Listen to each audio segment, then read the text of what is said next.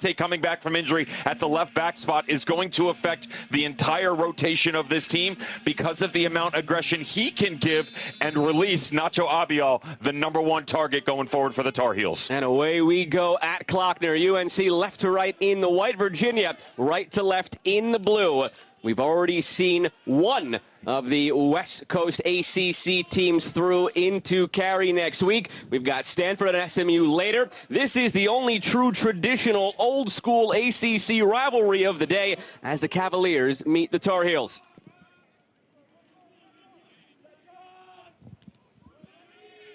When these teams met back in September to that 0-0 draw, it was significant because the Tar Heels are the only team this season that has kept a clean sheet against Virginia and their potent attack.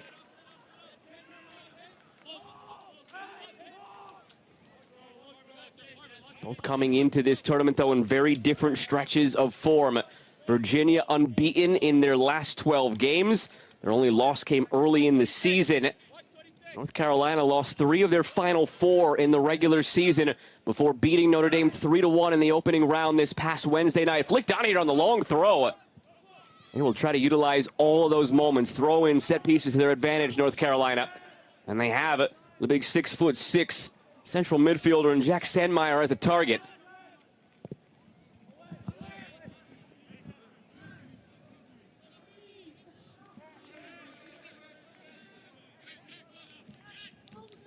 George Gelnevach, 30 years in charge of this Virginia side.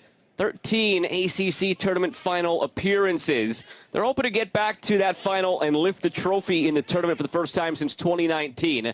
Already lifted 1 trophy this year as the regular season title winners. You and I had the opportunity to chat with Cavaliers coaching staff midweek, and I love the question that you posed, Joe, and you said, at what point in time did you feel like you could be the #1 team in regular season play in ACC? Ironically, it was the match that you and I had coming out of the result that was 6-3 over Wake Forest back in late September, something that really set the identity of this squad. That game was a fun one here at Klockner. 6-3 really didn't even do justice to how Virginia dominated that game. A lot of those goals came in from Wake Forest later on when Virginia had already pulled most of the top starters. Wake Forest shook some things up, scored a couple of goals, made it somewhat interesting, but never really felt in doubt. Floating over the top here, flag stays down for now. Early opportunity for the Tar Heels, maybe no, closed down defensively in the middle by Umberto Pelap. It's that engine room in the midfield with Pelap, Brendan Lamb, and Alban Gashi that really powers this Cavaliers team forward.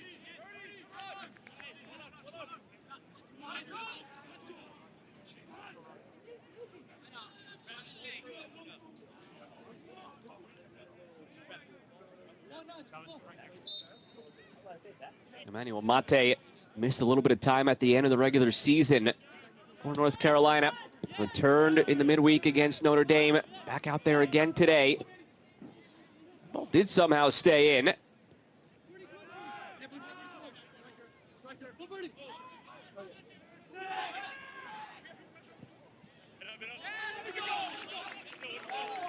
Early on defensively, seeing exactly how the Tar Heels are going to attack this stingy back line of University of Virginia. One of the only times this season we saw a pretty large tweak by head coach Carlos Samuano, and what he did was he took his left midfielder, Nacho Abial, #7, the one who is the most successful for the Heels up high. He dropped him onto the right side. Then 19, Rygaard Hansen brought him to the left, and what it did was created a lot of one-on-one situations on the back line for UVA, had trouble with the pressure, didn't really have a ton of link-up play, and struggled to get momentum going forward.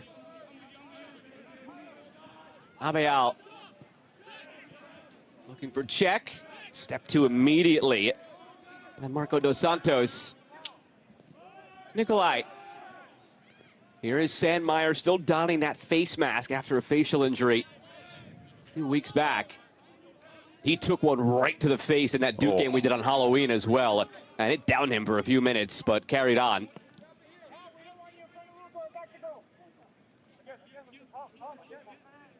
Certainly a very important cog to this team. Jack Sandmeyer, 28, center of your screen. The control that he gives to the midfield, physically imposing, covers so much ground. What a touch. Chested down, flag comes up this time. Reinhard Hansen tiptoed that line last time, but not this time.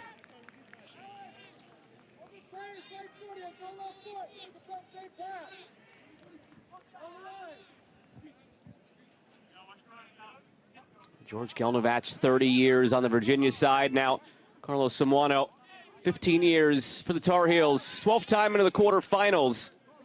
They have reached the semifinal on 4 occasions. They won the ACC tournament in his inaugural season as the head coach back in 2011. Chasing that again this year.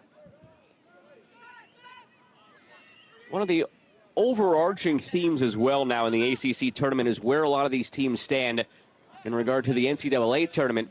North Carolina have to feel pretty decent about where they stand with their RPI in the mid-20s. It was 24 coming into the day officially. But a win here today, and that would pretty much cement UNC standing if it's not cemented already. Even if it's a loss, they're still getting into the NCAA tournament, no question about that. My interests lie if they are able to get a positive result and exactly how favorable the jump in the RPI would be. The RPI, for everybody at home, that's the Bible.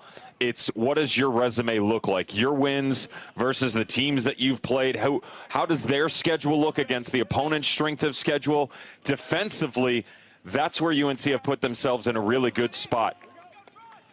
The 8th most successful defensive unit that we've seen in the ACC in the last 13 seasons.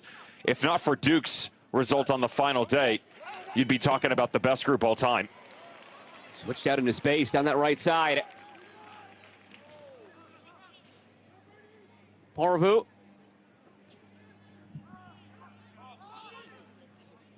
Aquaboa.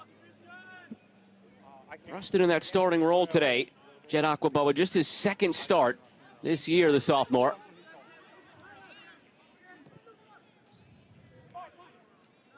Nick Dang unavailable due to yellow cards.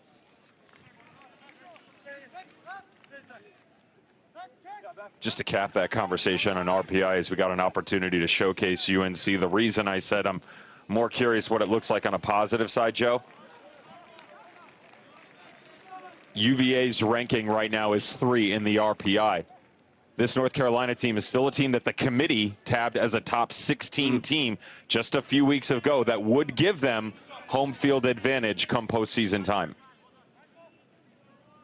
Just to cap something else that we mentioned as well, with Aquaboa coming in on the back line and Dang suspended, coming in we thought maybe Parker Sloan, but they feel the matchup favors Aquaboa in that position. Parker Sloan, a striker by trade, and while very versatile in his ways, wingback position, center back spot, bump him up high to accompany the final third. He does tend to wander at times, and Aquaboa gives you that lockdown defensive idea, especially one-on-one situations.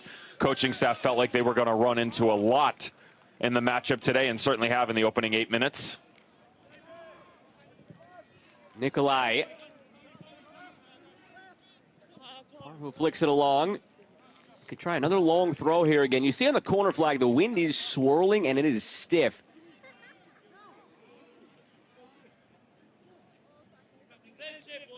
You and I had that game on Halloween, UNC, Duke, and they were very right side heavy that night, UNC. Didn't really have the balance in the attack, getting Abeal on that left side involved. Charles Antonelius had to step in for Emmanuel Mate that night, so it did shift some things around. Another long throw, and it's won by Virginia.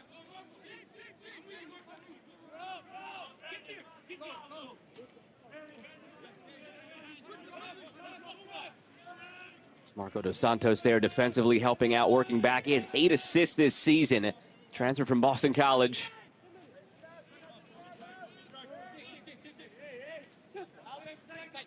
Mate gets it back in. Bracken Sarah battled. Mate forced it and now works it back. Dylan Kropp.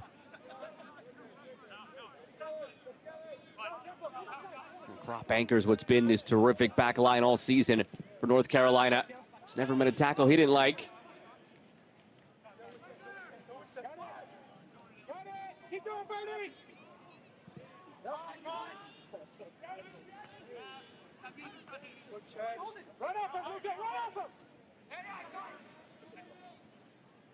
Give and go between Nikolai and Rygaard Hansen. That was all right for a UVA throw. Don't be overly surprised over the course of the evening if you see a bit more ball at the feet of the white jerseys. Cavaliers known for their counter-attacking nature, the way that they hunt off the ball. They don't need to string together 500-600 passes throughout a match. Efficient is certainly a word that seems to dominate the identity of this group. Back to front, midfield, and certainly the freshman up top, Nick Simmons, as clean as he's been. 8 goals in 15 matches so far this year for the youngster.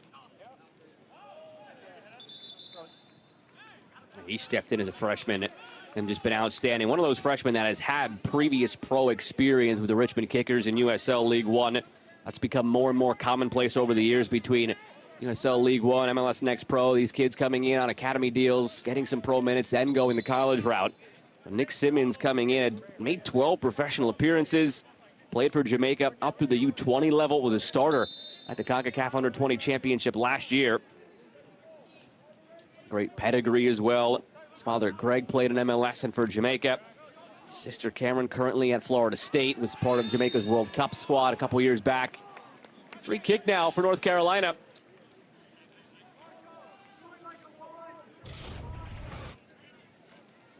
Physicality is certainly something that will dominate tonight's proceedings. Brendan Lamb for the Cavaliers coming back into it. The only blemish you'll see on the Who's schedule this season is the loss earlier this year to George Mason back on August 28th, and it was twofold. You had the loss 4-1 overall. Brendan Lamb went out in the 10th minute. The reason being they went down to 10 men 16 minutes later because of the young center back Aaron Price that got in the way. They've done well to step up without him, but a huge addition to this group based upon the flexibility he gives you in that engine room. As your first look at a set piece for UNC, it was Riley Berge who was involved. Nikolai had been the primary kick taker and has been good on the service this year. Nacho Abial has been as well.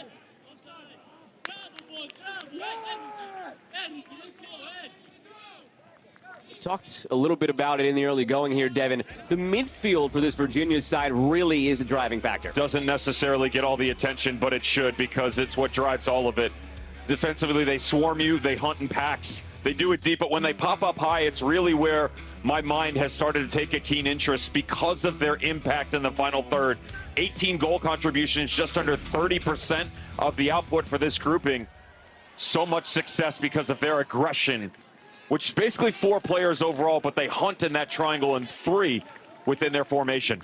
Humberto Pela, Albangashi, Brendan Lamb, and Bakari Tanjagor are the 4 we referenced. Tanjagor did a great job stepping in when Lamb had a broken foot. That cost him time earlier in the year. Switched out wide to Parvu. Pela wearing the captain's armband, as is Albangashi. Those two have been together year over year now for Virginia. Great partnership. It's wide for De Vicente. And it is saved from going out for a corner. Throw down near the corner flag for the Who's. It's the 10th time these programs are meeting in the ACC tournament. 5 Virginia wins, 3 North Carolina wins, and a tie. The all-time series overall does favor the Tar Heels. This is the 92nd meeting. And Vicente taken out. Referee plays advantage for now, but he might bring this back for a card at least. Gashi trying to find a way through with Pela. It's a foul against Virginia when all is said and done. Curious if this comes back for a card on the initial challenge. Referee tried playing advantage. It somewhat materialized, but that initial tackle was a walloper. Certainly felt like there was contact in the corner. How can you not? Why do you not bring a card back in that situation? It's aggressive, it's low on the body, actually high on the leg itself. Contact for sure.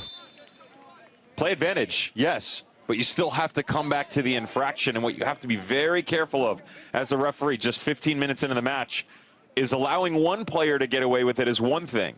What will end up happening is these players will police themselves. They'll take it into their own hands and start to be just as physical as the tackle you just saw. Dimitar Shavdarov, the referee.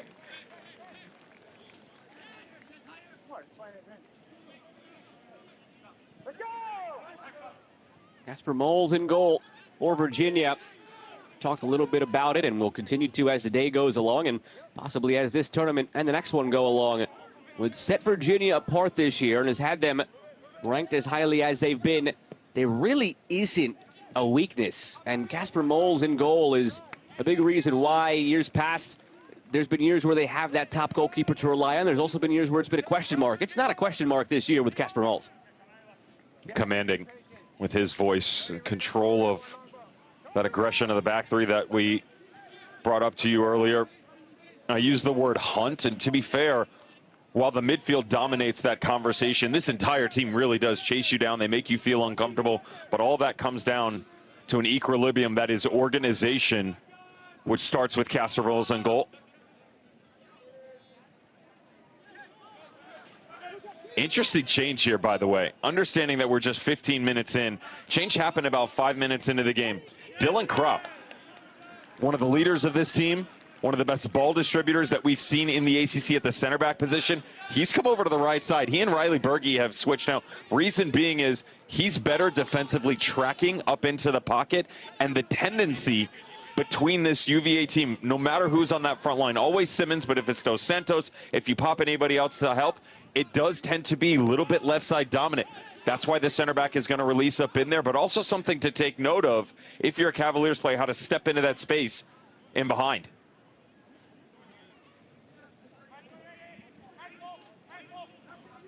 There is Dylan Kropp, senior from Powell, Ohio. His first year with the Tar Heels, 3 years previously at Xavier. Came to North Carolina camp years ago, familiar with the school, always had an affinity for the program. But for him personally, it just made sense at the time to go the Xavier route. Always felt, though, that he would end up here at UNC if the stars aligned, and they did. And he's been immense all season. Simmons tips it along. Pela.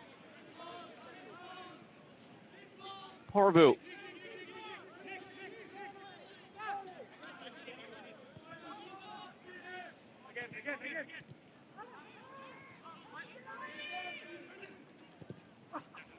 Aquaboa, dangerous one through the middle, gives it away. Sandmeyer intercepts. Had to quickly turn that into a moment, North Carolina, but it wasn't there.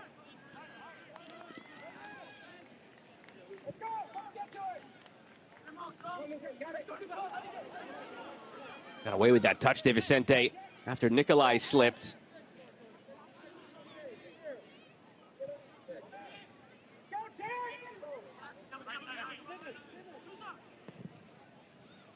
Long switch. Unable to bring it down, Parvu.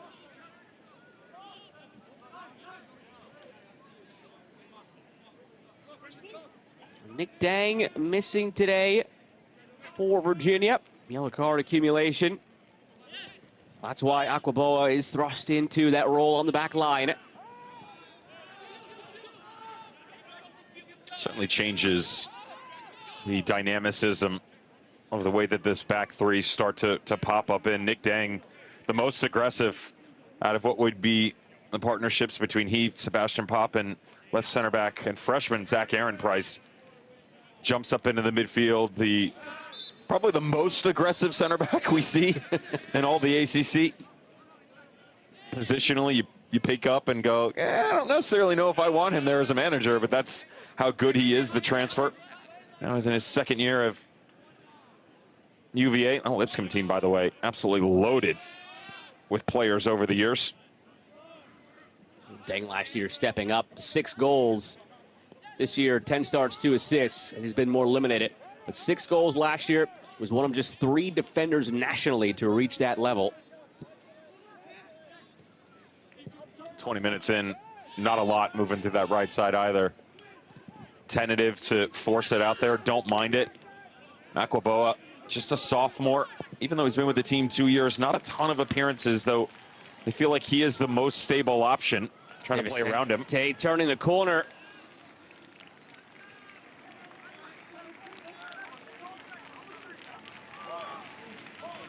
There's been really bright moments this year for Jesus De Vicente.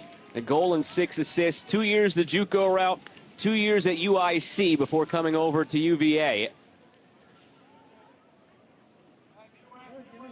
Early in the year, when you and I visited Charlottesville for that game between Wake Forest and Virginia, one of the aspects of this team that George Gelnevach was very happy with, the confluence of young players and transfers and experienced players. In the midfield, guys like Pala, Gashi, Lamb, the transfers to that point and since have hit. The freshmen have a hit. Everything really has come together in a perfect way for the Cavaliers this year.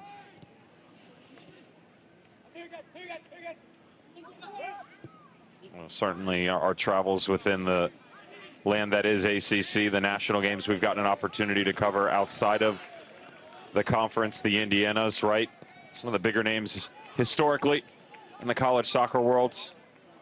All roads have led back to the quality that has been the constant for the Cavaliers. Most well-rounded team in college soccer for my money. Collision there, but a clean one. Aquaboa gets up quickly. Very slow still to his feet. Abeal. That ball seemed like it was on a few heartbeats earlier for Abeal in behind. A little hesitant. Gabriel Bracancera.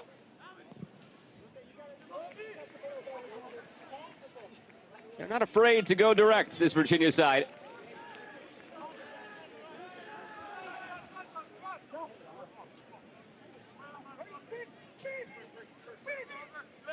The individual quality is there. The combination play is there. They could always just hit it over the top for Simmons when need be. Physical nature of this game continues here as Pop commits the foul. Bracancera, it's going to be a busy one for the kit manager after this one.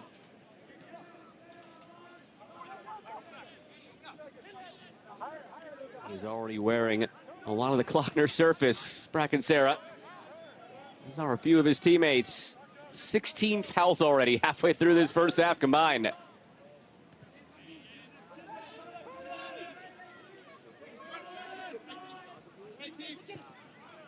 Abeal sent to safety. Crowd continuing to file in up the hill on an absolutely gorgeous fall day in Charlottesville.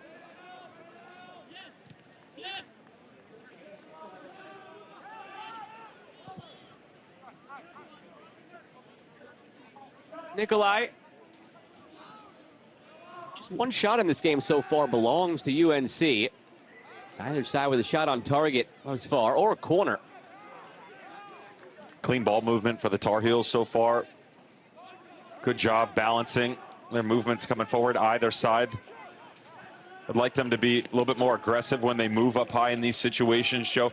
Good look on the right side, central of your screen in the white jerseys, real flat in nature. Got to pivot off of each other. Bracancera, so good at coming down into the pocket. His manager right there, Carlos Simmonds, wants him to drop down underneath, get the ball at his feet, but then you also have the depth and options to play off of each other. Just a bit too stagnant right now. Similar type of conversation for the Cavaliers so far. A little bit tentative, not as aggressive on the width as we've normally seen, trying to keep the ball on the deck a bit more in the opening moments of this match. Still want to see that young man right there, Nick Simmons, and then his partner Dos Santos push the pressure up high, challenge the positioning of this back four. Abeal. Mate chugging along with him. Abeal looking through instead. Up the middle for Bracancera. 4 goals, 4 assists this year for Bracancera. But he's gone away and been inconsistent at times. Stepping in off the bench, we expect at some point to play a big role. Here today is Dan Klink, the freshman. 5 goals in 11 appearances, all off the bench this season. Ryan Dugan as well, another freshman. 2 goals and 4 assists in 17 appearances off the bench. Right around this time of the half is usually when it's Klink and Dugan for Rygaard Hansen and Bracancera. Carlos Simmonds usually keeps them together, those pairs. It's very difficult at North Carolina to break into any sort of lineup as a youngster. So Carlos Simmonds likes to lean on experience, its decision-making overall. The expectation of what their system is, the standard that's set, easier to replicate for a player that's been there multiple times and certainly been involved in college before. Hence the reason why you're bringing a talent like Klink off the bench. No denying what he's capable of, just the level of consistency that needs to accompany to take that next step. A lot of space off this throw in the heart of the park. Bracken-Sarah, Abeal. Leaves it.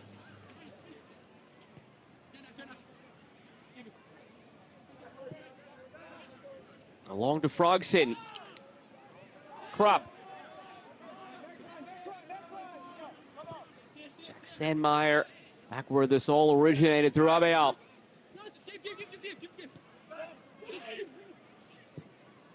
Bracken-Sarah for Nikolai. See what he was thinking. Didn't quite come off.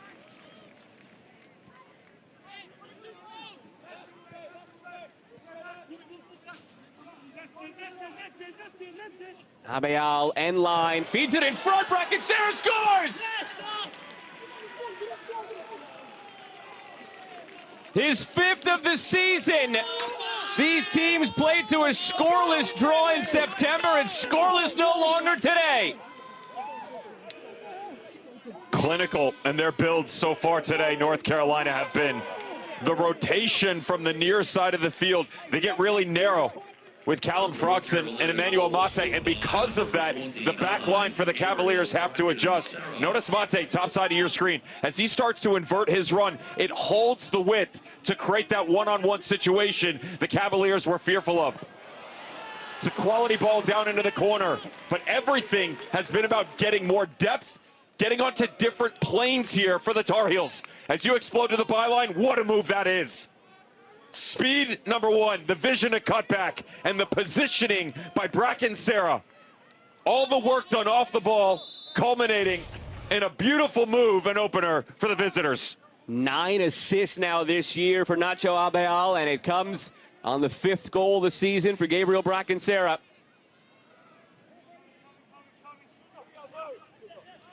Could be a sibling meeting, by the way, coming up. Kieran Bracken-Sarah, Cal. Gabriel Bracken-Sarah, UNC. Winner of this game gets Cal in Cary in the semifinal.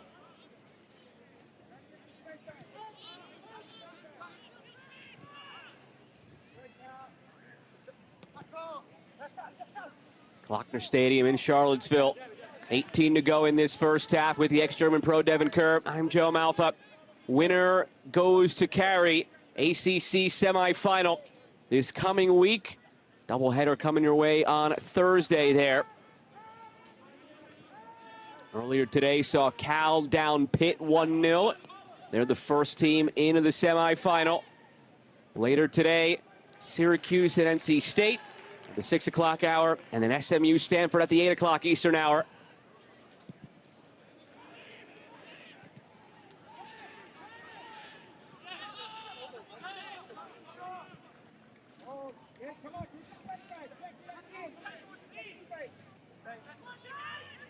Who knows how much longer Reinhard Hansen and Bracken-Sarah will be in this first half. This is, again, around the time that Carlos Samuano usually takes those two off to bring on Dugan and Klink. So it could have been one of the final involvements of this first half for Bracken-Sarah. And that's the opening goal. Maybe bought himself a few more minutes, too. Those subs are starting to get ready. Bottom of your screen there, the 9 and the 11. Carlos Samuano has them in tow.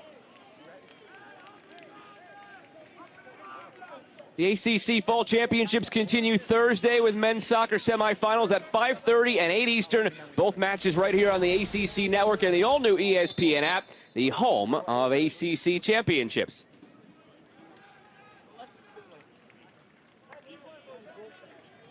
North Carolina substitutions now on number. And here are those changes as expected for UNC. Reinhard Hansen and Bracken-Sarah take their seats. Dan Klink and Ryan Dugan take their spots.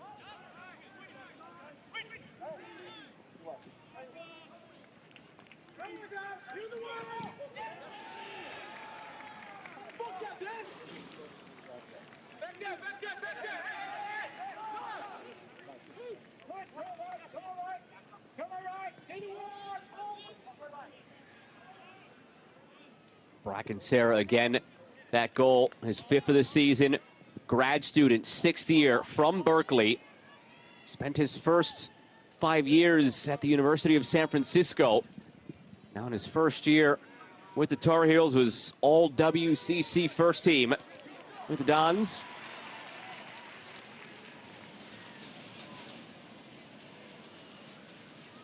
Dos Santos.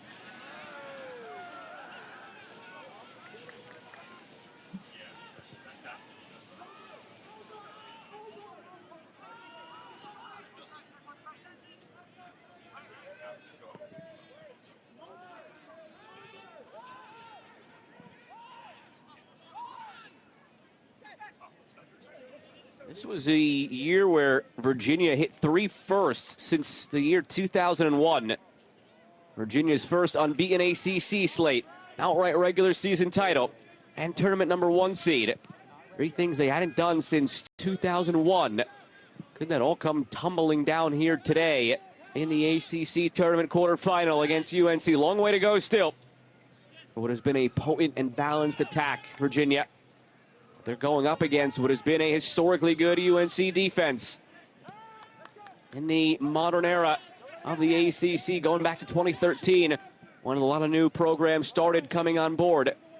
This year's UNC defense, 8th best in ACC play, .625 goals against average in conference play. I don't know, Devin, if UNC could win this game 1 to .625, but maybe in the world of the expected goals that we have at our disposal now. You're just using the numbers against me again. Well played. The referee says play on. Dos Santos tripped up. It's back to his feet, brought down again. Very high bar being set for what is and what isn't a foul. Just a matter of consistency as a player. You hope it's the same both ways as the day goes on. But I think most players would prefer to play through and have fewer whistles. Just a matter of consistency. UVA substitutions now on. Number 15, Triton Beauvoir. Number 17, Bakari Tanjagora. And number 19, Reese Miller. Trio of changes for Virginia. Beauvoir, Tanjagora, and Miller all in.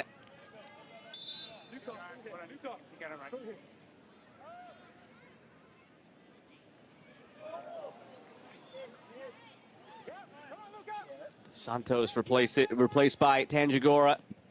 Reese Miller in for Lamb. Beauvoir for Parvu. Free kick on the way for Virginia.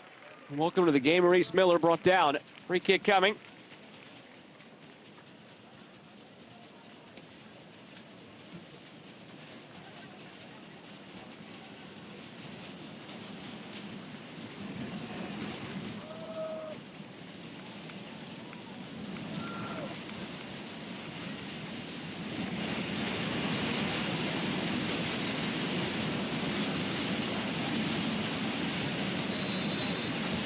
Albangashi standing over it, gives way.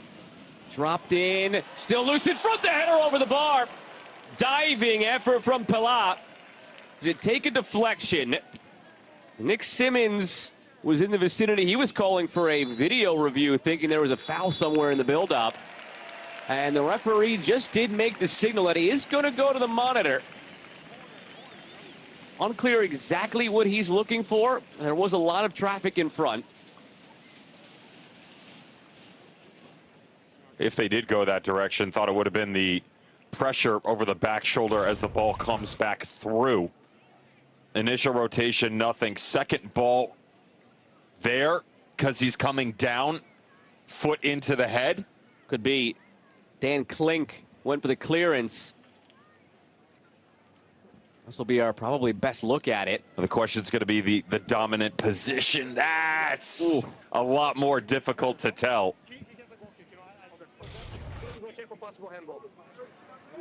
Well, we just heard the microphone pick up there from the referee. The ball prior, they're checking for a possible handball. So it's not the possible kick that they're looking at. It's a handball prior. Which, as it drops in, you saw the hand go up, but our view was obstructed and the ability to see where the contact came from. Bear in mind that the officials aren't necessarily looking at what we're looking at. They have angles we're not privy to and vice versa. Everything I've seen so far, and again, with that knowledge that they might not be looking at the same thing, everything I've seen is play Right on, there. nothing there. It's the left arm of Berge, but again, that angle doesn't tell a deep enough story for you to be able to say, yes, it's a handball. This one's certainly not going to be. There you go. Okay. And apologies. That's not Berge. That's Luka Nikolai. Just in front of him. His left arm away. Here's the problem. You and I sitting at home, we assume that that arm's pretty extended away from the torso. However, it's an angles game. You're playing mind games with it right now. That's got to be fully away. That could also be back into his side, and you can't tell. Right, and just think of the angles game that you say, we thought this whole time it was Berge's arm. Now we know that Berge's arm was on his shoulder, and it was actually the other arm. And you can't tell from that view either. If it's not definitive, you can't change it. And sticking with the goal kick. It would have been harsh. I could have understood it. I think we've sometimes seen less given, but it would have been harsh. I'll take it a step further. I've been called upon and thrown out for infractions less than that, so nothing surprises me in the footballing world anymore. And look, there's frustration there if you're donning a UVA jersey, right? You know you saw contact on the hand. Yes, so did we. But we can't tell the distance from the body. Really hard to know exactly where it is. And again, our eyes tell us from the other side, it's off his hand, it's definitive. That's not an angle we were privy to. That would tell me that it should be a handball. But that angle does not align with what you saw in the first one. Right. Which is why you heard the referee come over and says, I would give it if I could 100% say yes, which he can't. That's, again, has to be definitive, where if it was called a penalty initially, Devin, you probably couldn't overturn it the other way either. Whatever the call on the field was there was going to stand. Antonelius came on for Luka Nikolai.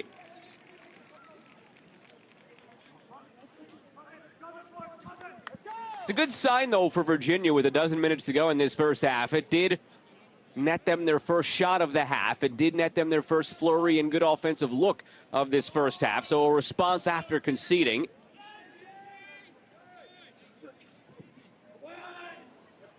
Looped in, back post, save made, quick hands by Casper Moles. How did Klink get a foot on that? Took the words right out of my mouth. So clever.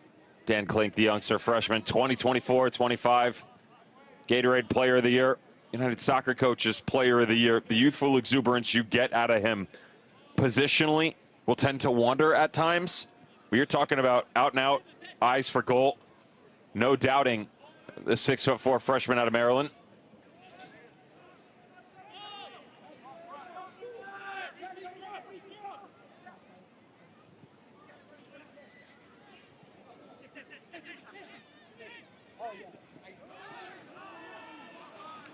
Klink looking for a call, doesn't get it.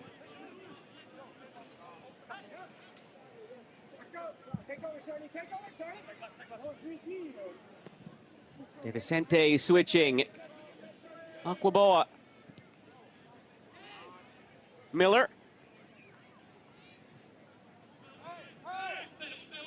It's been unusually quiet in the attack for Virginia, but again, they're going up against arguably the top defense in the ACC. Would make the argument that all the glitz and glamour we got out of that midfield three, both tactically and statistically, just hasn't amounted to real good relationships so far on the evening. They took Brendan Lamb out, rotated Tanjigora in. That front line still very flat. I don't mind the two staying together. Puts more pressure on the grouping that is four, but that means you need a step up of the midfield three, which has been a bit flat. And the distance between all of them, 15 yards nearly every time I pick my head up outside of the one sequence in front of us right now. you won't have the ability to create proper link-up play like that. Pala through. Simmons options, feeds it in front, just like that. Virginia can strike quickly. Triton Beauvoir ties it.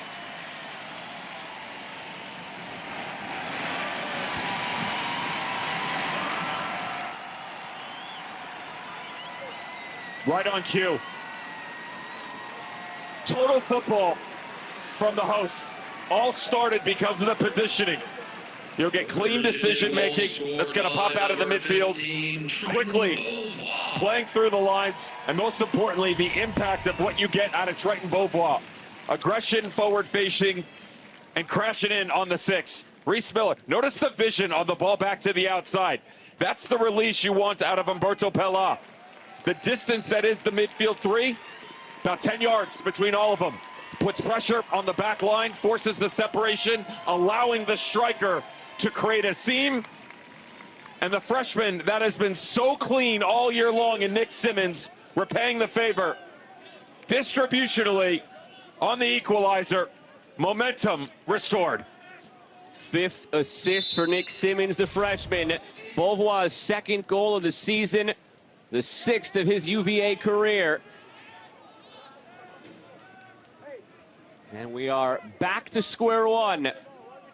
You know, Devin, we always get hit with the commentator's curse, so I want to give you your flowers there. Just as you were talking about everything that needed to happen for Virginia in the attack, they have that whole sequence and it ends in a goal. I know this is hard to believe, but eventually I'll find something right. Yeah, yeah. Give the coaching staff credit, though, too, because it's not just, hey, this isn't going well. Let's make changes, right? You understand that you're going back to players that have been starters and experienced success throughout the year. Doesn't matter if it's a seasoned vet and Reese Miller on the outside changing his position, coming back from injury due to DiVicente taking over on the left flank. If it's a freshman and Tanjigor in the midfield, all offer you a different profile, a different way to go about the game. Most importantly, it's a fresh start in a match, understanding what the game plan is. And some good vibes and momentum where they might tack on here before halftime. Beauvoir in behind. Can they repay the favor now with Simmons in the middle? Beauvoir just goes back instead. Reese Miller, and they'll reset. It was looking like it might be copy and paste of the last goal, except role reversal between Beauvoir and Simmons. Miller, heavy touch. He kept it alive off the ricochet.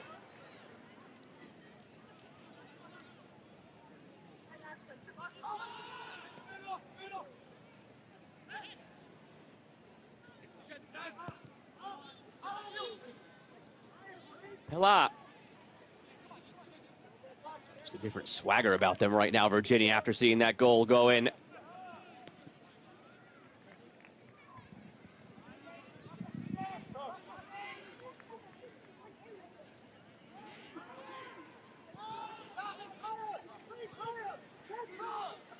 Aaron Price. Talk about the freshman attackers for North Carolina. What they've done this year, freshman center back Zach Aaron Price has been terrific for Virginia. Ball distribution, his defensive efforts, praise heaped on him by George Gelnovich at different points of this season. His vision, the way that he can ping a ball, you hit it right on the head. Quick decision-making that just forces. Simmons, oh, it scraped the top of the crossbar. That knuckled every which way. So much to be affected in front of him, recognizing that this does come off a quick little set piece down in the corner. Good understanding that you have the space to be able to step into it. It is wild. For as much as we praise Nick Simmons for his movement down underneath and the quality that he gives you in the box, my man can still absolutely ping a ball from distance if need be. That's got to be one of your worst fears as a goalkeeper. When that ball starts fluttering and knuckling and you have no idea.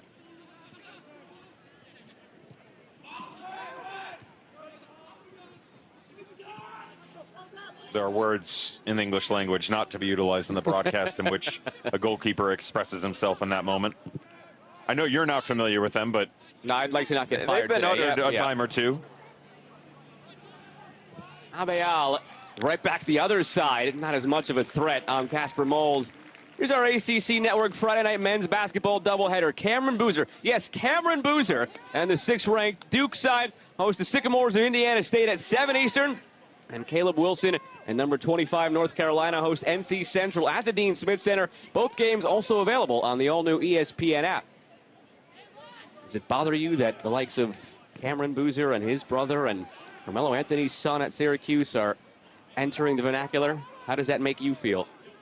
Seasoned. Makes me feel old. I grew up watching You those use a players. 3-letter word. I go for something in the English dictionary that carries a little bit more spice, depth to it. Seasoned. Those games, 7 o'clock for Duke, 9 o'clock for UNC on Friday night. Could probably catch both tips.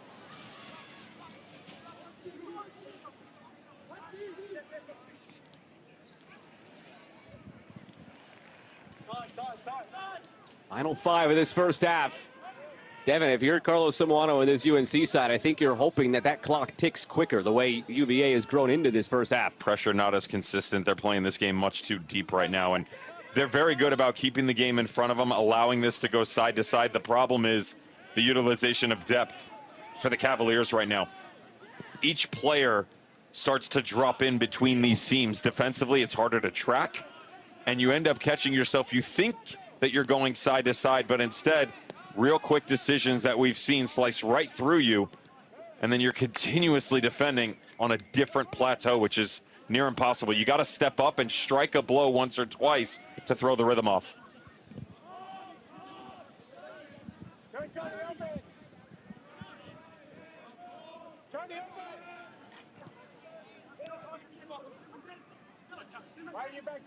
There's still not been a corner in this game, by the way. Just an odd quirk for two teams who average quite a bit of them during the regular season.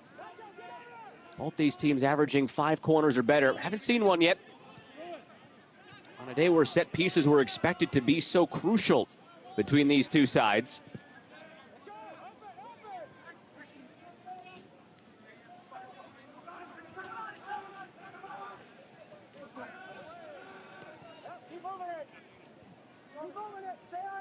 Three minutes to go in our first half. Glad to have you with us on the ACC Network. My personal favorite day of the ACC men's college soccer season. 4 games. Kick your feet up, enjoy it on the Sunday.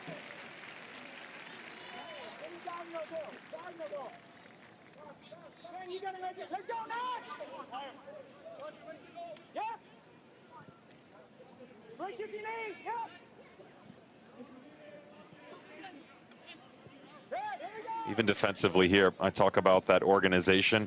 If you're going to extend your line of pressure up higher, you still have to keep everybody on the same page. So Dan Klink, I talked about his wandering. When you start to vary your position early on, that's what allows the opponent to continue possession here. And then they can start to become more aggressive, hence the ball in behind, and then you reestablish dominance within the midfield, all because of one mistake, 60 yards the other direction, which favors Virginia. Simmons. Just over 2 to go in this first half. De Vicente. Ricocheted a couple of times. Somehow ends up all the way back for Aaron Price. On his preferred left foot, but goes back with it instead.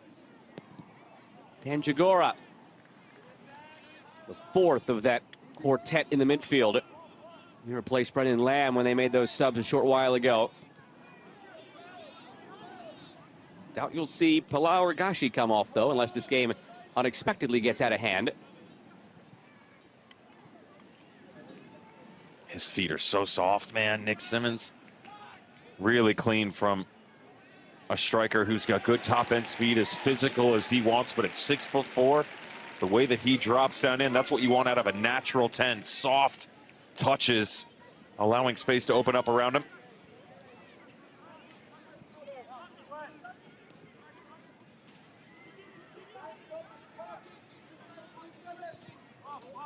Looking for Simmons over his head. 1 minute remaining.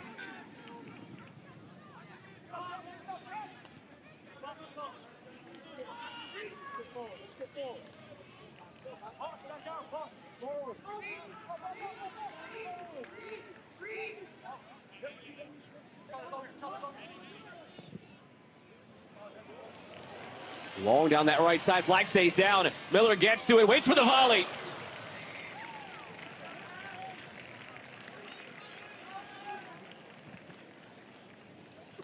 Coming up at the half, seconds away. Take a look back at that Pitt-Cal game that started the day. And we'll look ahead to Syracuse-NC State. That's the 6 p.m. Eastern kickoff. The night ends with SMU-Stanford at 8 Eastern. And then highlights from our first half as well. A first half that'll see these teams level, but on a goal apiece. After in September, they played to a scoreless draw. Half will come to an end with Virginia having seized the final 15 minutes after a great start from North Carolina. But we're at square one into the break. Slow start for Virginia. Well stepped into based upon depth within the rankings and giving themselves options overall. That was the most important thing. Better decision making, about intensity to end the half. That's how he wants to start the second. And away we go now in half number 2. Virginia left to right in the blue. North Carolina right to left in the white. This day becomes night here in Charlottesville. Sun on its descent. We are still just getting started here today on quarterfinal day, not even halfway through our day of action. NC State, Syracuse coming up next. The night ends with SMU and Stanford out west. Happy to have you parked with us all day long on the ACC network.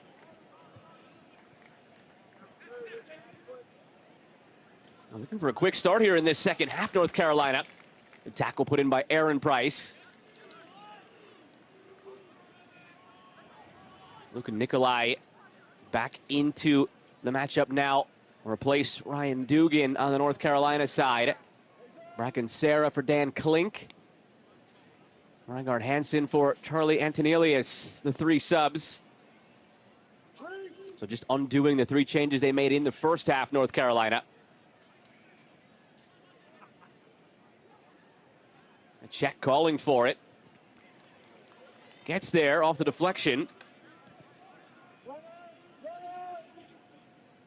Nacho Abeal.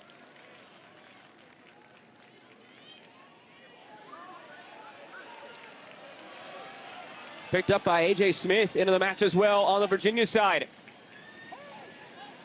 Tangigora, end line. Bakari Tangigora wins a corner. First of the match for Virginia. It's Nick Simmons who's getting the breather here to begin this second half with A.J. Smith in his place.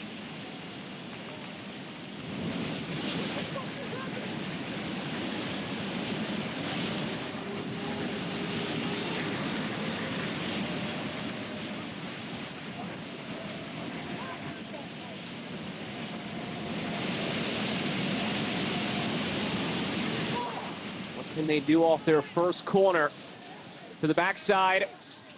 Tried to knock it square. Reese Miller was lurking with Aaron Price. Tangigora settles things down. Almangashi wide for Aaron Price.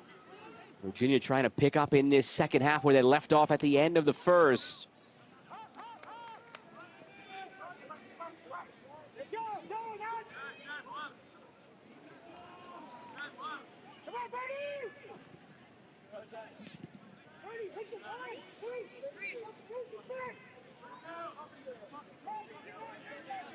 While A.J. Smith is in there up top, Devin, for Nick Simmons, does anything change in terms of the dynamic? Smith, the junior striker from Denmark, 2 goals, 1 assist to his name this season. Well, the hope is that you're just getting a striker that's willing to chase consistently. They've struggled with that. He's involved here. Given away. Certainly, I'm specifically referencing his consistency in the box. A.J. Smith, not the whole group itself. I love the initial quote we got out of George Gelnevats talking about A.J. Smith when he came over from Tyler Junior College. Anyone that scores 18 goals in 20 games is worth a look. He's right, though. Saw glimpses of it towards the tail end of last season.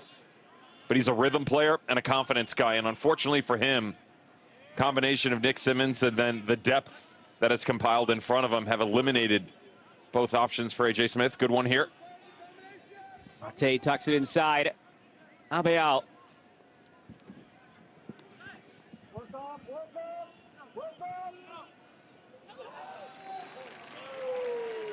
does feel like it's a general theme around college soccer, from the JUCO level or the Division II level, whatever the case may be. If a guy's scoring that many goals or finding that many assists, at the end of the day, you got to give them a look. Sometimes feels like we put a little too much credence into some of the measurables instead of trusting our eyes of, hey, look, this dude could just ball, and the numbers prove it. Looking in that vicinity here, bending around towards Smith. Cut off by Berge. Well, the recruiting aspect of college soccer at every single division has so drastically changed.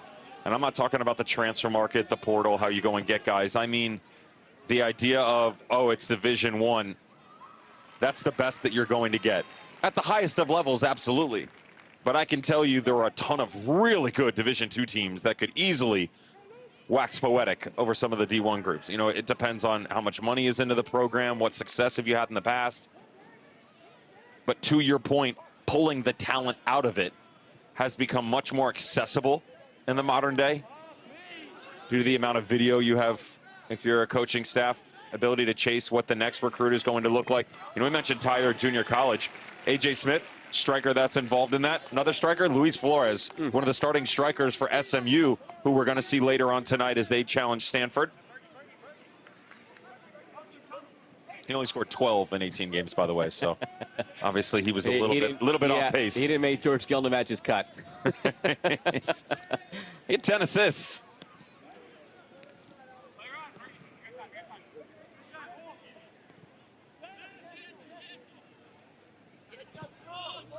Sent long by Kropp. And Jagora. He's so clean for a young player. Zach Aaron Price on the ball right now. Freshman out of California. We talked about him in the first half and how good he is with the ball at his feet. Always looking for that home run ball, but he doesn't force it, Joe. Smart in his decision making to take the smart, easy one in front of him. That's a mistake, though. Sebastian Popp gives it away. Reinhard Hansen carrying, took a deflection, gathered by Moles.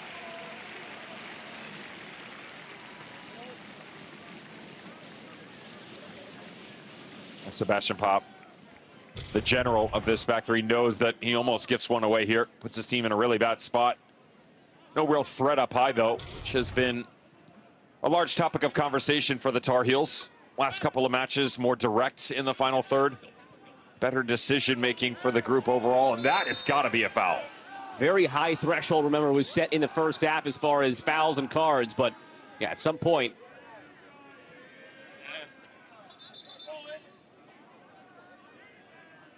Don't like the body language right now from Sandmeyer. He is clutching that knee in quite a bit of pain.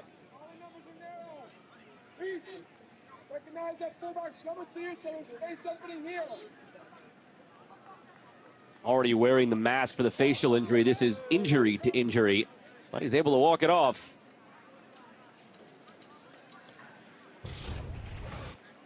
Well, the commitment of numbers in advanced positions is where North Carolina have benefited the most. Certainly the midfield, Jack Sandmeyer and Andrew Check, a large reason of that due to their ground coverage down underneath when you release numbers up high. You've been in some of those in your time, Devin. Sometimes it's the initial shock of it that's worse than the actual injury itself. It's good to see him pop right up and get right back to it after it seemed worse. Especially when you see a player grabbing for the knee, you're thinking worst case scenario, though right on cue. Just that initial pop and you walk it off. No blood, no foul. Speaking of Pop, Sebastian on that giveaway that gave the opportunity to North Carolina. That's what you can't have if you're Virginia. It's those mistakes that could let North Carolina back into the game that you've controlled ever since you made those first half substitutions. Aaron Price more secure in his ball. Palat looking for Gashi.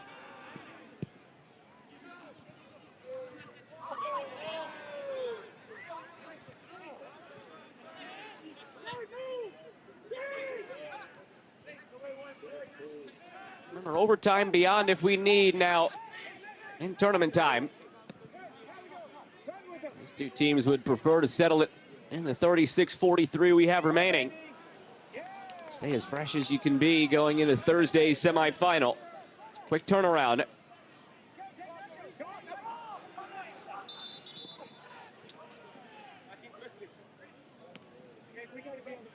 Speaking of, Leonard Griffin, Cal on a run once again. Shades of 2024. The win, by the way, which is a problem they went into last year, was Division I opponents. You have the ability to play outside of your rankings throughout the course of the season. Last year, they couldn't get into the postseason time because they didn't have enough games versus Division I opponents in their record that got them above 500. Not an issue this season after today's win. Sitting at 8-7-2. We were having a chat about them off the air coming in. And again, Cal, the team that awaits either North Carolina or Virginia getting to the semifinal. It already puts them in a very interesting spot. They might be in, they might not be. If they win against one of these two teams in the semifinal, you could already put their name in the bracket. They will for sure at that point. If they make the ACC final, they're going to be in the NCAA tournament.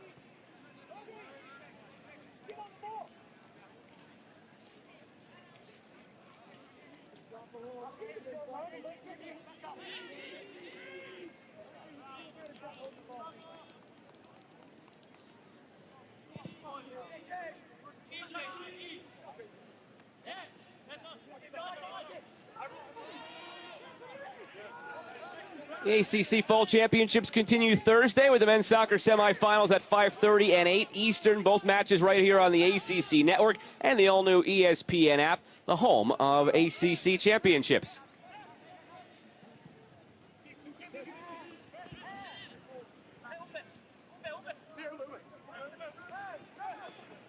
Pela. Miller starts his run, cut off by Mate. Mate looking through. Rygaard Hansen giving chase and gathered by Moles.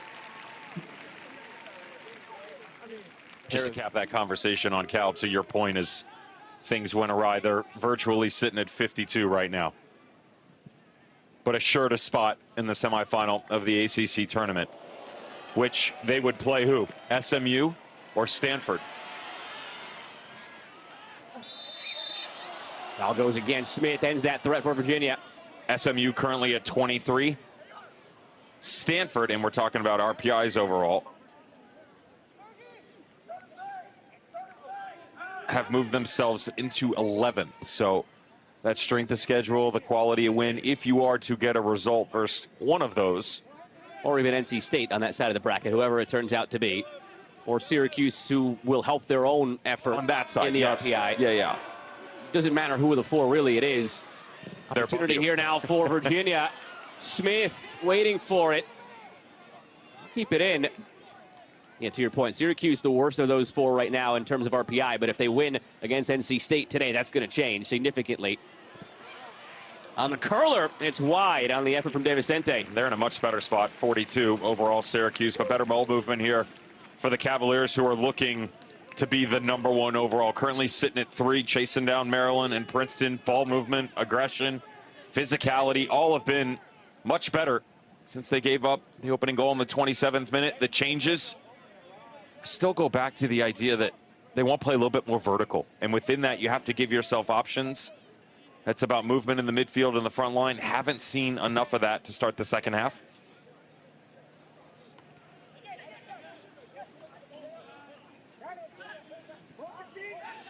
Nearly 15 gone from the second half with Devin Kerr. I'm Joe Malfa. Lochner Stadium, beautiful evening to go ahead and punch your ticket to the ACC semifinal, which one of these two teams will do, whether it's 32 minutes from now or an extra bit beyond that. Later it's NC State and Syracuse. SMU Stanford wrap up the night. Big tackle put in by Akwaboa. Again, thrust into action because of Nick Dang serving out his yellow card suspension.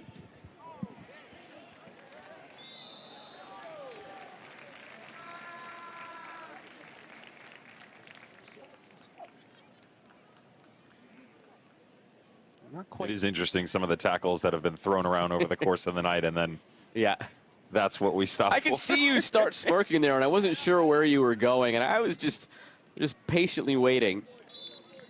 Just deciding if I was going to pull up the driver or the 3-wood. I'm going for it.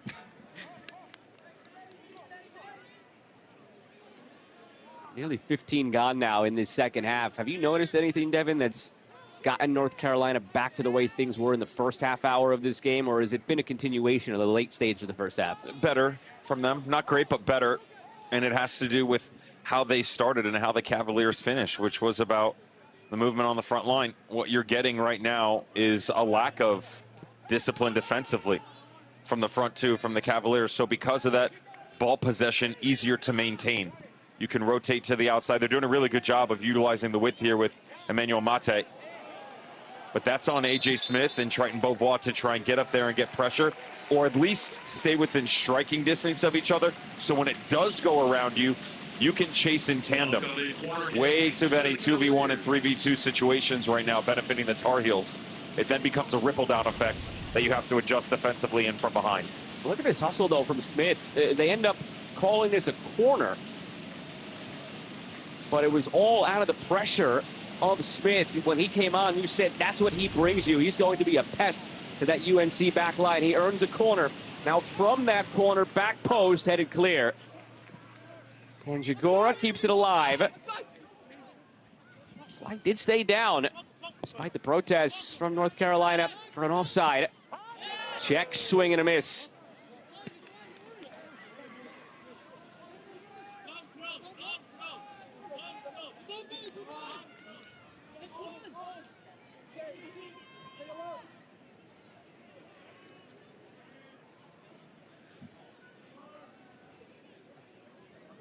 Vicente waiting for the bodies to gather in the box. Goes short instead after all that.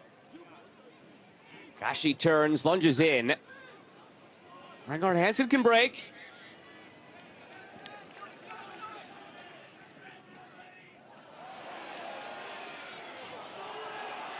That's more like what we saw in the first half as far as the referee letting things go. Much to the chagrin that time of Jet Aquaboa.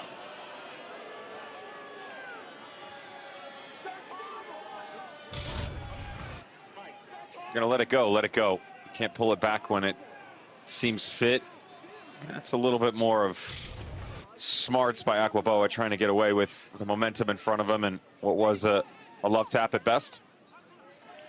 Good touch.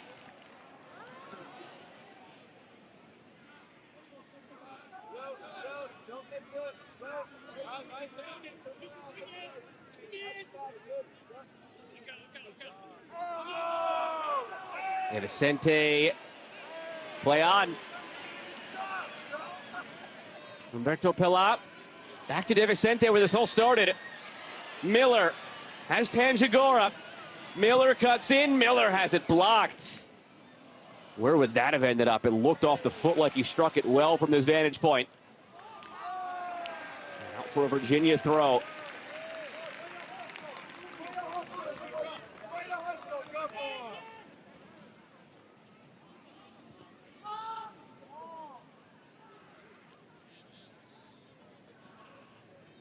What do we think of Luka?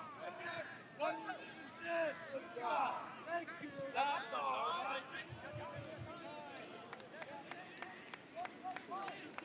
Nobody in the vicinity for Virginia. Reese Miller lost his footing and let it go. I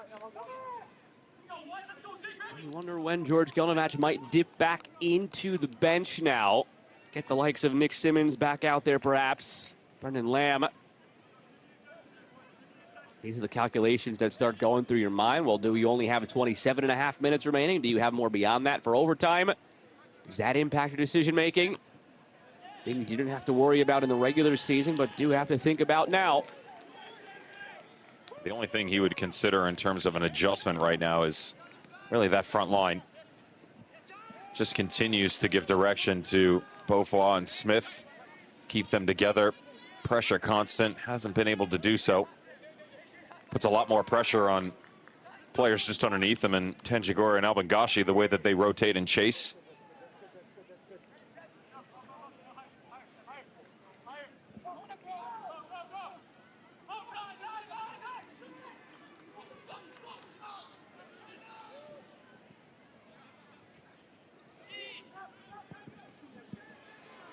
Vicente looking for Smith. Comes away with it. Beauvoir. Not what he had in mind. Now starting to make their way over to the halfway line. Alex Parvu and Nick Simmons. So the answer to that rhetorical from a minute ago is right around now. Coach Gelnovac getting his starters back on. At least a couple of them, not all of them. Leaving Tanjagora out there instead of bringing on Lamb, and I mean for good reason. Tanjagora, to your point from a few minutes ago, Devin, has looked clean, has looked good. He's been good all season, especially when he had to fill in for Lamb during Lamb's injury. Cost him a few weeks. Miller with Parvu up and ready. Don't imagine there's too many more involvements for Miller. Gives it away here. Abeal takes it. I have no idea who that came off of last. I'm glad the assistant referee got a look at it. And with that, the changes will come for Virginia. Miller sauntering off. Parvu will take his spot. And it's Beauvoir who gives way for Simmons, so it'll be Simmons playing alongside Smith now. Also on number 7, Nick Simmons. And the change for Alex Parvu over Reese Miller. Not that surprising. Reese Miller has found himself into a little bit more of a supplemental role throughout the course of the year. Ken mentioned he came back from injury, lost his starting spot, changed positions instead of left on the right, cutting in, but doesn't have a ton of workload under his belt. So 20, 30 minutes is usually the area of interest they attack. Smith and Simmons is an interesting pairing, the two working off of each other. Two big bodies. Have to make sure that as they continue on in this game, if they're going to give this look here, that you get Smith to make sure that he's staying high, putting pressure on it, allow Simmons to come underneath and still release himself. That's where he's at his best. Opportunity now on the free kick to target those big bodies. Alvin Gashi, the right-footed option, positioning the ball. Jesus De Vicente there for a look. Teams nowadays mostly prefer the in-swinger here, the doubt it creates for the goalkeeper, so De Vicente will give way. It's Gashi curling right to Cordes.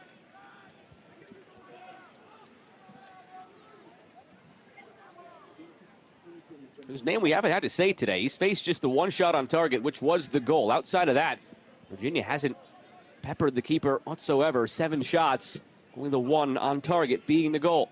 A near impossible one for him to get to, by the way. Oncoming run, 100 miles an hour.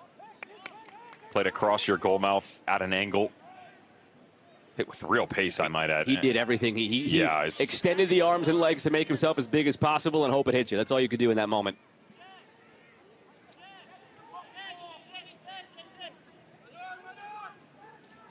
And this is where Carolina defensively is at a different level in terms of that first line of pressure compared to Virginia Cavaliers. It's the first one and then the second one and then the third one. The trickle down of where the Cavaliers miss is where it doesn't happen from North Carolina. They don't take a lot of risk. So if you do beat the first one, the secondary line of confrontation is always right there. That was option number 3. And that's the aggression we talked about in our preview. We sent over to the boys in the pit game, Dylan Gropp, Rylan Berge. They're really good at popping off that back line, closing space down. So if you have beat them, you progress no further.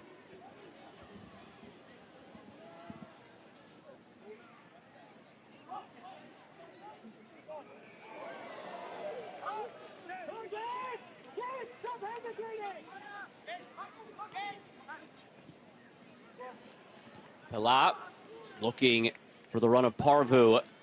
Aquaboa heads it along. Went down awkwardly, though. Hasn't gotten to his feet yet, Aquaboa. And continues now through Pop. Hope it's just a cramp as he hobbles around. He's reaching down for that calf area.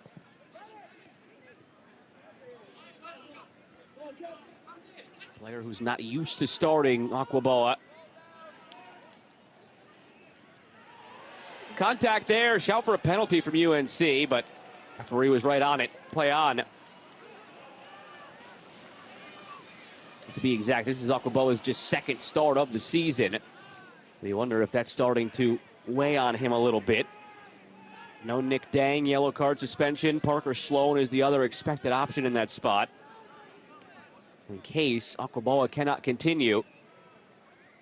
It looks like he's gotten through the worst of it, if it indeed was a cramp. Mate back for Sandmeyer.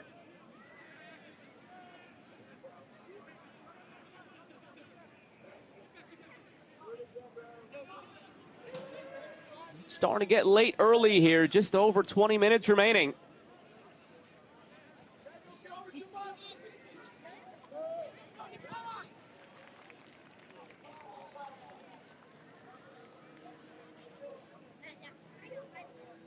When might we see the typical striker swaps on the UNC side? Reinhard Hansen and Bracken Sarah off for Klink and Dugan. Again, this is in that territory when that usually happens. Aquaboa has finally gotten a moment now to go down. And the referee holding up trainers from coming on. His teammates helping him stretch it out. That gives you every telltale sign that it probably is just a cramp, and see if he can push through it. Sophomore from New Jersey, but born in England, moved to Jersey young. He's giving the thumbs up here, Aquaboa. Ironic, because the referee just asked for a substitution, didn't realize he was turning in the the change. But it's odd there from the referee, because he was the one who initially Told him to stay. Put up stop sign. Yeah, Put up stop sign. They do have Parker Sloan up and ready. Finding the number 5, just took off the penny. He still might make the sub, whether or not Aquaboa needed the help of the trainer. In any event, back to it now on the long throw coming from North Carolina. They've been dangerous on these in recent weeks. Launched in. Secondary ball. Avial leaves it. Check and line.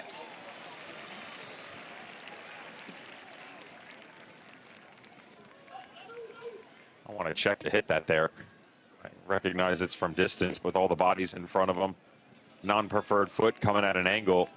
Catch a deflection, just put it in and hope for the best. Always love the nuances of the different cast of characters I get to work with and the positions they played. Typical of a center back. Just put your laces through it. Ping it, man. That's it. There's no options there for him to be able to float one into, so it's the best option available in the moment.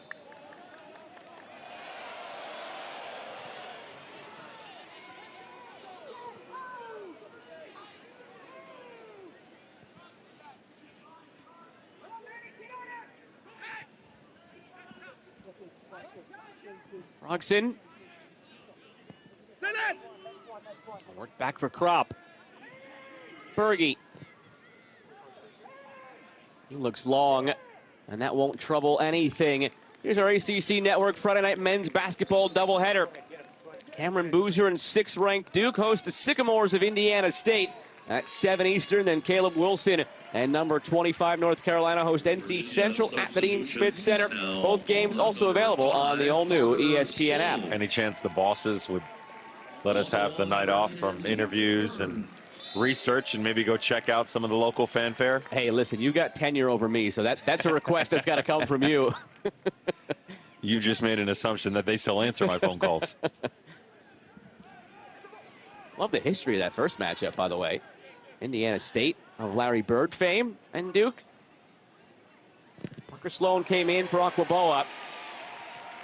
And Luke Burns replaces AJ Smith.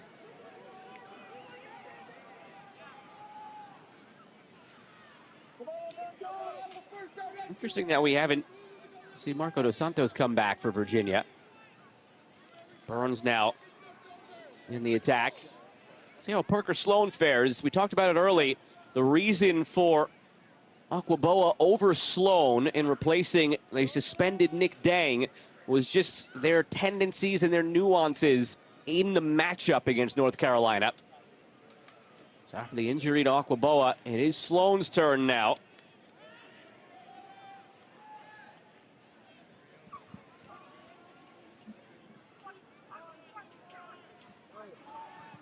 Try from distance here. Dangerous when it came off the foot. Didn't know where that was going. Stepping up into it, Luka Nikolai. Not a center back. still a defender by trade, the way that he employs his efforts, and I don't mind this. Again, the way that you're moving, the player's starting to drift back across. Goalkeeper has to account for the bodies in front of him. How you want to hit this ball. You get real aggressive, come back across the hips, use the momentum of the goalkeeper against him, harder.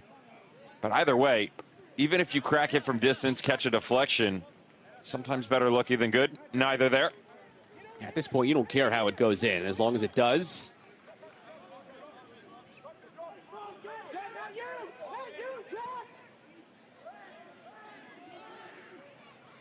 Here's Burns.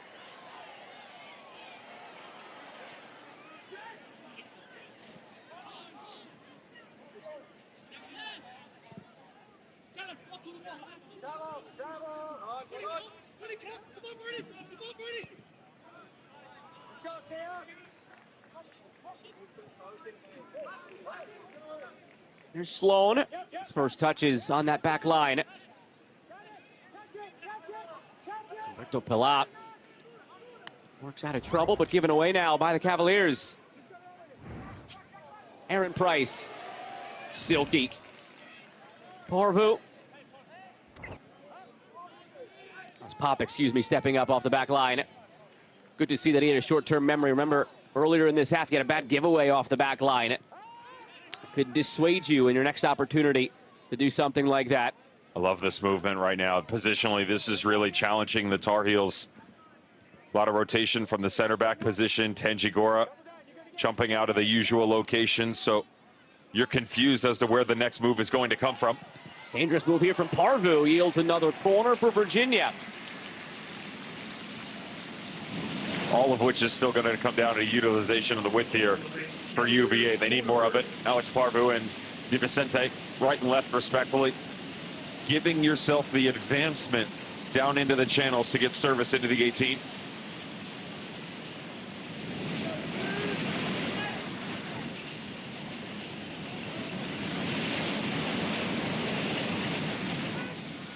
Curled in from the corner. Looks like Pop just went down holding his face. Referee will stop it now. Possible head injury. Mate down as well on the UNC side.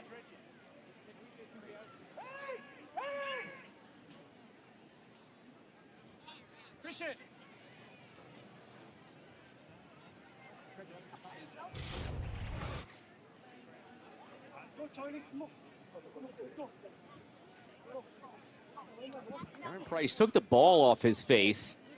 While he was on the ground, though, he was actually holding his leg. Did he land awkwardly? I didn't see the contact from Mate either. Mate seemed to be on the landing, and he looked like he was nursing it as if it were a cramp similar to Aquaboa earlier. Manny, come here. We've already had to bring on Sloan for Aquaboa. You don't want to have to make another change on that back line if you're Virginia.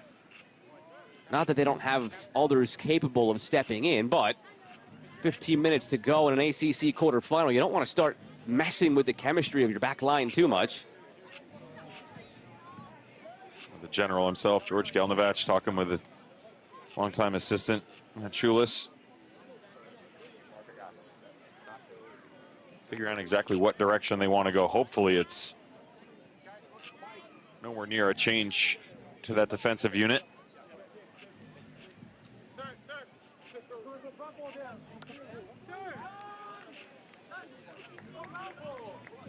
And Klink, after all that, does come back out there now for UNC. Remember, 5 goals off the bench and 11 appearances for the freshman, replacing Bracken Sarah, who scored the opening goal of this game, giving UNC a 1-0 lead. It didn't last too long before Virginia tied it in the first half.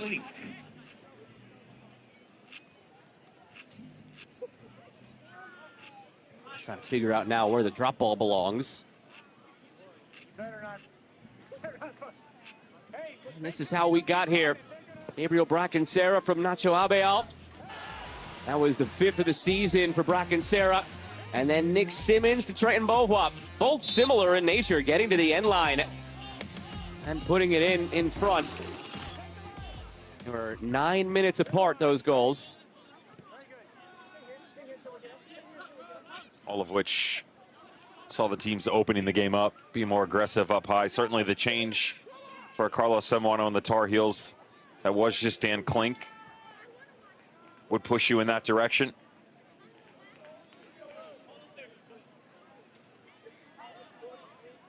Coming into the evening, we had the opportunity to discuss with a bunch of people that nearly catastrophic about what the game would look like, how do teams get better, one of which was alleviating pressure off of Nick Simmons on that front line.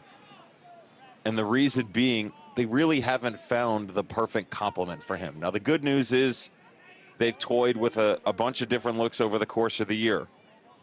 Tonight, Luke Burns, AJ Smith, Dos Santos, Beauvoir.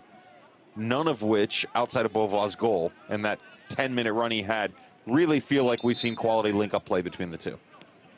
So instead, if you can't get them together, now you're going to have to work from the middle or work from the outside. But still having to find support within that front two pairing. Haven't been able to do that either. Right? So when I talk about the evolution of the Cavaliers' attack, these are those moments where you need the work rate to come up another level to both provide a complement for Nick Simmons, yes. More importantly, you're given options for the players behind you in the build. Here's Abeal. Saw a moment ago his assist on UNC's goal. Curling this one, gathered by Moles.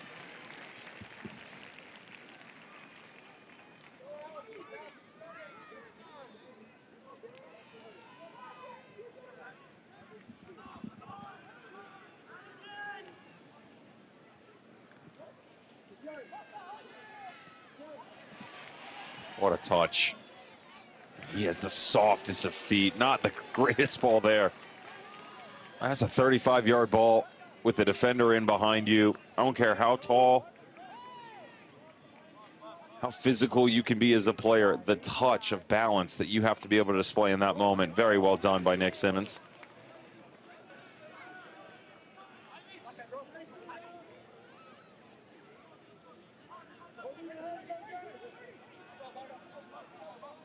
Mate.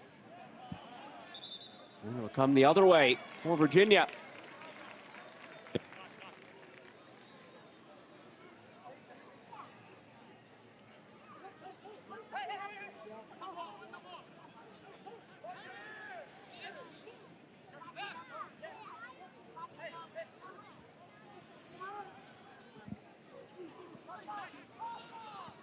Aaron Price out to De Vicente.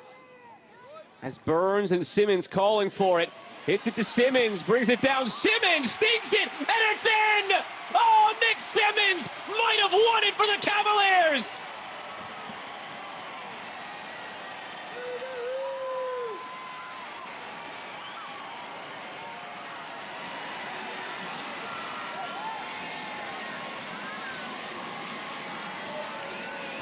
Throughout all of it, you can't find combination. You can't find the width. Go with what you know. And that has certainly been this freshman. All season long, Nick Simmons, the constant. The threat up high, his capability down underneath. But this touch, don't mind you. As clean as you can be bringing it down. Watch his hips as he opens up the ball in front of him, allowing him to attack any which angle he wants. Actually undercuts it a bit. And within that, takes some pace off, but the spin, a real cause for concern. A mistake by the goalkeeper, yes. But the smarts by the striker. Simmons in the moment, once again.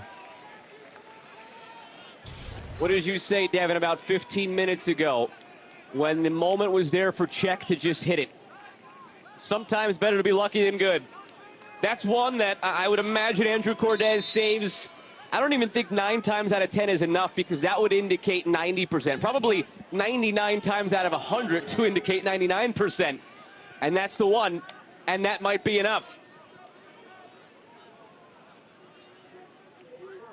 For the first time tonight, the Tar Heels trail and have to battle back.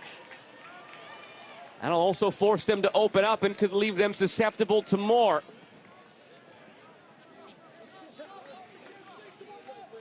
A goal and an assist tonight for Nick Simmons. now with 9 goals and 5 assists in his freshman season.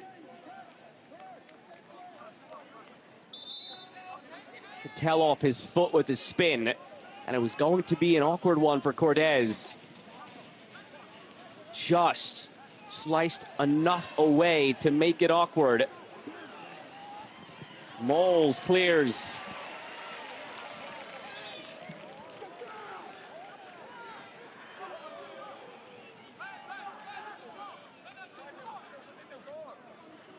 Panjagora down. Time will be at a premium now, so the clock is stopped by the referee.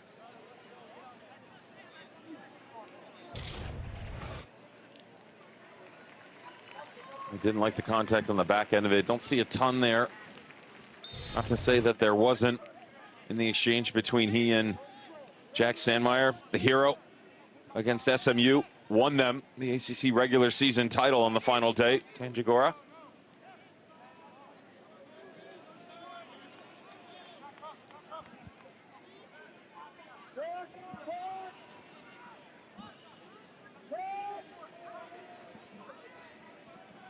Long throw comes in from Berge, flicked on by Sandmeyer. Still loose, Moles has a beat on it and has possession of it. You bring that up, the last day of the season. Everybody, I think, going into that last day of the season figured it would be Stanford in this position as the #1 team, having had the bye in the midweek, and they faltered against Cal, losing 1-0 in the rivalry game. That opened the door for Virginia beating SMU. And now, sort of by their own creation in a way, later tonight, by the way, it's SMU and Stanford. It went quickly here, Virginia. Burns goes for a goal. Shout for handball. They might have an argument. Waved off for now. To the naked eye initially, I thought this was a penalty. We'll see a better look because the referee is going to go to the monitor. My initial vantage point, penalty, but we'll get better looks now.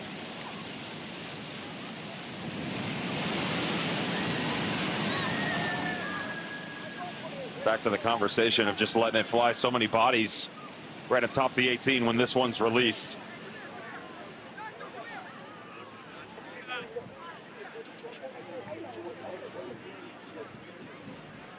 Certainly the movement that you get out of Luke Burns and the addition into the group. Okay, yes, that's what they're called. Those are not handballs anymore. This guy smashes it into his arm.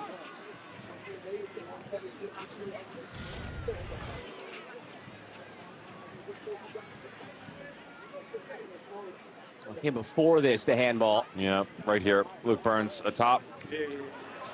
Yeah, I see. You can't tell from that angle. And here's the thing about Dylan Kropp. There's contact. Positionally, looked like he did well with the arm up against the body. Watch his left arm. Can't tell. It's tight against the torso, but you can't tell from that angle. If there's an angle from behind the goal that picks it up, you'll be able to tell. He's shielding his body here, so you can't tell. Is it the right arm on the back end that it hits? That's what I'm not sure because the body's blocking it. And even if it is, this will be our look. How close is it to the body? That's a handball. That's a penalty. Absolutely. So from that angle, it is the right arm. It is away. Too far outside of the torso. It's an unnatural position of the arm off the right hand. Like that. Handball penalty. So up 2-1 after Nick Simmons' goal. Now Virginia have an opportunity from 12 yards out to put this one on ice, go up 3-1, and start thinking about Cal in Cary on Thursday.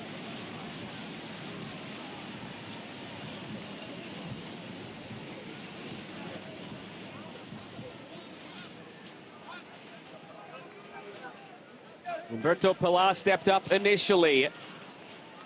He's giving way now to Jesus De Vicente. A goal this season to go with 6 assists for De Vicente, eyeing up Andrew Cordes.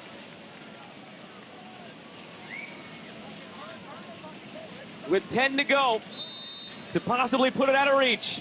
De Vicente off the board. Falls for Simmons, blocked. A lifeline for the Tar Heels. And now a transitional moment to try and get this goal back. Czech leading the charge. In behind, flag stays down, saved by Moles. End to end in Charlottesville. Still in play, floated in toward Klink. Nick Simmons looking for an outlet. Just clear that as far as you can and breathe for a moment.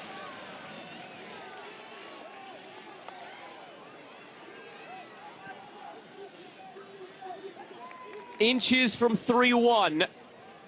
Inches from 2-2 in the span of about 25 seconds. What a touch that is. Here they go again. Split the difference, though, between Abeal and Klink to end the threat.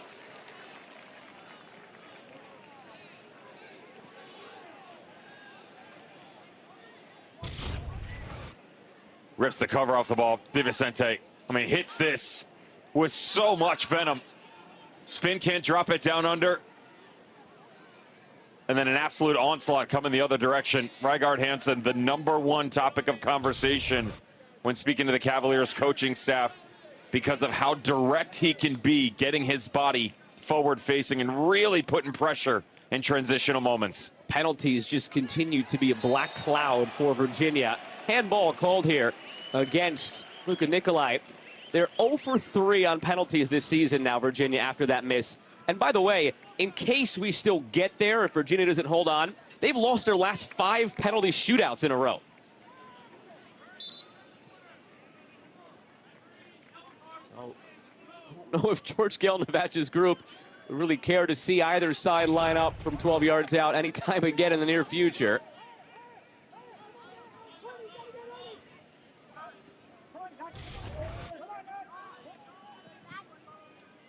Tar Heels have come from behind to win twice this year. But remember, you don't necessarily need to come from behind to win the same way that it would be in regulation in the regular season. You just need that tying goal, and then whatever may happen in overtime or beyond happens. Simmons, free kick. Another move that's not going to show up on any statistician sheet outside of the foul charged here.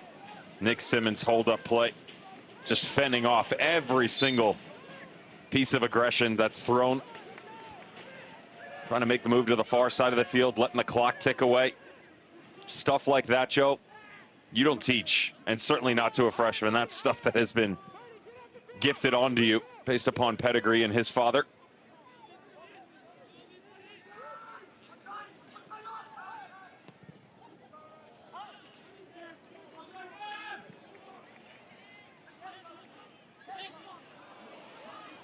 Tanjagora wins it. Out of play for a UNC throw. Again, you mentioned Nick Simmons' father, Greg. Played in MLS, played for Jamaica at the national team level. His sister, Nick, his sister Cameron, currently at Florida State, was on Jamaica's roster in the 2023 Women's World Cup. That's just stuff that's innate to him. Second nature. Just knows what to do beyond his years. You talk about all that in the pedigree. Also, his pro background and the 12 appearances he made in USL League One for the Richmond Kickers on an academy contract. He is a freshman really in name only, given his past and given his experience. 6 minutes for North Carolina to find an equalizing goal.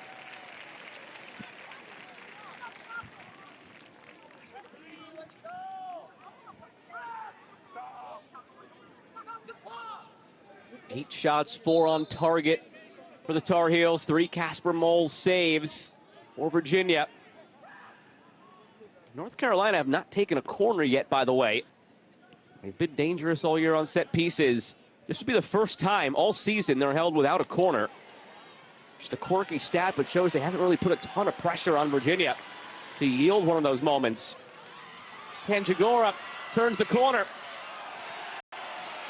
Shot for a foul from the crowd. Seemed like Berge got it clean. That hurt. It's clean for De Vicente. Deflected on his service, headed away. Keeper would have had it. De Vicente trying to keep it alive. This game is just unraveling here with a few minutes to go. The technical area has got to be about control right now. You don't need to force this into the 18. If an opportunity steps up, yes. There is an opportunity for Tanjagora, smashing it wide. Keep it calm, keep the ball at your feet, let that clock do the work for you. Well, even in that moment, again, freshman youthful exuberance, Tanjagora You had Simmons in the middle. You had a corner you could have taken it to, but it might be a little early for that. Instead, he hits it first time. 5 minutes to go, it's not too early. Because of the numbers you have up high. I think you have the ability to hold possession and work off of each other. Let the ball do the work. Make UNC chase. The ACC Fall Championships continue Thursday with the men's soccer semifinals at 5:30 and 8 Eastern. Both matches right here on ACC Network and the all-new ESPN app, the home of ACC Championships. One of these teams will meet Cal in one of our semifinals on Thursday. Kickoff is pending in Raleigh. NC State hosting Syracuse. Later tonight, 8 Eastern, SMU Stanford. Among those four teams, Cuse, NC State, SMU Stanford will have our other two semifinalists.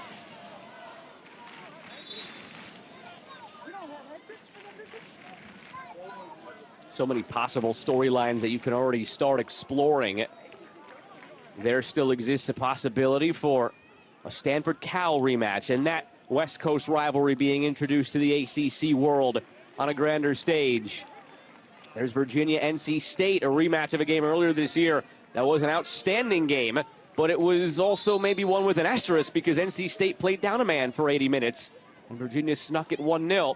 Two of the top teams in the country all season long. No disrespect in there to Syracuse or SMU or even UNC here if they still try and mount a comeback. But you can let your mind start thinking about some of the dream matchups that we could possibly have on paper. Knocked along towards Sandmeyer.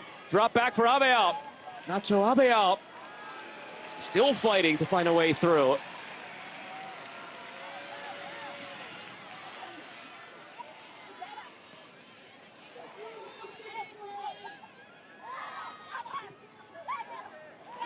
Behind Abeal. Chance for Virginia to saunter over slowly and take some precious seconds off the clock. Nope, let's rifle it back in right away.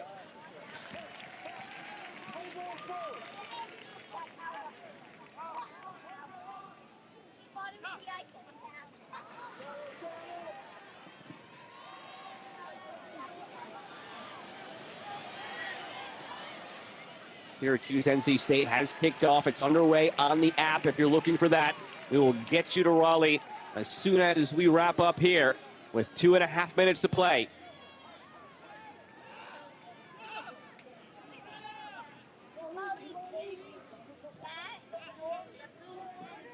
$11 tourney titles for Virginia. They had a few more in their back pocket before the tournament became a thing. All in all, between regular season titles and tournament titles, 31 ACC championships for the Hoos. Already got one this year in the regular season.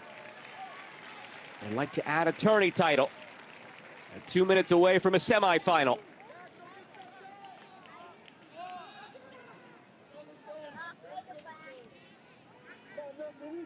Virginia have reached the semifinal in 2 of the last 3 seasons, but they haven't won this conference tournament since 2019. A conference tournament that some coaches around the conference will say is harder to win than the College Cup, just because your path is just lined with other top ACC teams.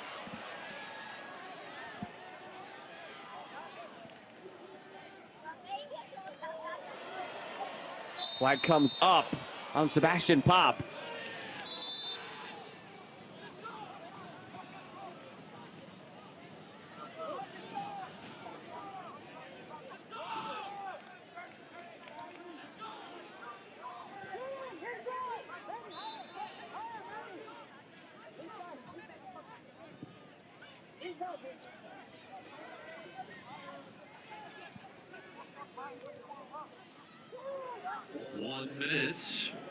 Final minute of play at Klockner.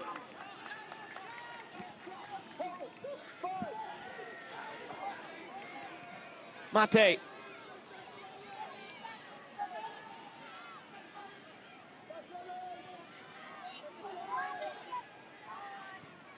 Abeal for check. Have to get something goalward. Time is wearing thin, 37 seconds. Floated in, traffic there, the header saved. It was the freshman Klink who had the visions of an equalizer and being the hero.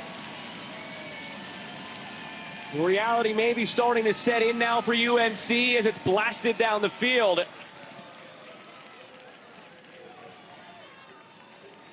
10 10 seconds remaining. Pressure there from Burns. 6 A smart foul. They will stop the clock. 2 A card will be issued here. Should be 3 or 4 seconds. Doesn't seem as if they'll have an opportunity here to get this down the field unless the officials add time back. He just put 7 up on his hands. That seems a little bit aggressive. I was thinking maybe it's 5.2 because that would sound a little more realistic. But if it's 7, That's high. we did have the miracle from midfield a year ago, 3 days ago, when Stanford scored from midfield against Notre Dame in the opening round. They won it 3-2. This wouldn't be a winning goal, it'd be a tying goal, but you take what you get. You try to live on to overtime. Yeah, it was 7, wow. That's a gift. That is a referee who maybe wants to see the drama play out here. I thought it was 3 or 4 at best based on when he put up the signal. So this is it, heaved forward.